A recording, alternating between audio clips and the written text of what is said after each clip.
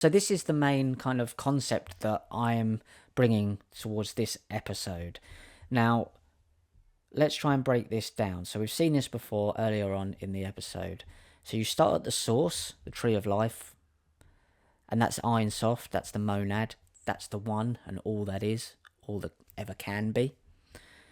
And then you go into the Holy of Holies, which is where the androgynous immortal gods live. So you have Shekinah and Yahweh as one androgynous god, and the Elohim were androgynous gods, one of which was Yahweh. It was a lesser god and a weaker god, and they wanted to swap him out for one of these other gods in the pantheon of pagan gods. It gets very complex and weird, and look into CJB Books stuff for that stuff, because he's the only one who I think can explain it to the level where it's really understood, and I'm still coming to grasp with it. So you go beyond the veil there and out into the holy place, and this is where Adam and Eve come into the story. So Adam is the first human, obviously, and he was Adam and Eve in one. He was an androgynous being, and the reason why Adam was split into two, according to some Kabbalists, is because Yahweh was jealous because Adam only recognized Shekinah. He didn't recognize the male aspect of the god. He recognized the female aspect, Shekinah. So that annoyed Yahweh. That's why he's a jealous god. And he split Adam and Eve into two. Remember, this is one interpretation. This isn't what I'm talking about in terms of the Christian text. This is some of the Lurianic Kabbalah elements of it, and in terms of what we're talking about here. So Adam and Eve were split into two human beings, and Lilith and Samael were there as well in the garden, and they were the beast. They were the Satan, I suppose. Lilith and Samael were the male and female aspects of the beast, the snake. So Lilith, and we've seen the blue butterfly being connected to Lilith, and that connects in with Jeffrey Epstein. And go and have a look at the work that I've done with Juliet Bryant on this, because it's fascinating. And I've done some really good episodes with Christopher John Bjerknes as well about this, which are on iconic.com, talking about Lilith and what that actually means, and that symbology possibly means in the context of what Jeffrey Epstein was doing with transhumanism, trying to seed the world with his seedy seed.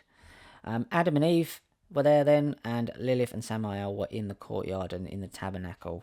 Not literally, but if you place this understanding of Solomon's temple as a concept over the top of this being the Garden of Eden, it's the same concept. It's the fall of man.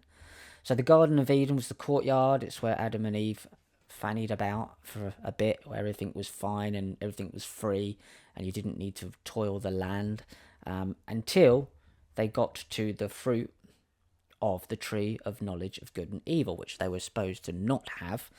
And then in the Gnostic belief system, the snake in the tree that tempted Eve was doing a good thing by allowing them to have the knowledge to be self-sufficient.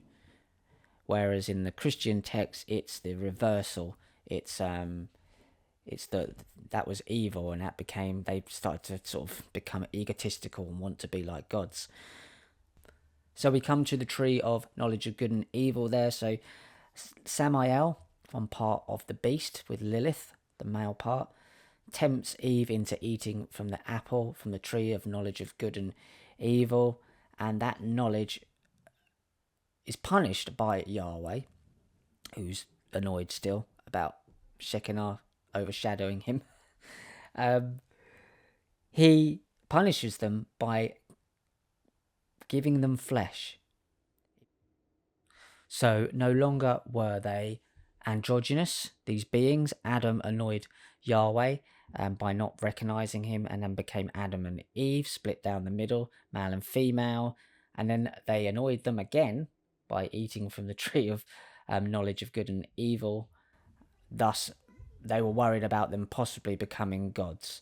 And the reason why that was such a issue there, apparently, according to some of these beliefs, and this is where CJB Books comes in, and I think this is a fantastic part of the understanding, and an important part of the understanding, is that the tree and the fruit from the tree was not ripe.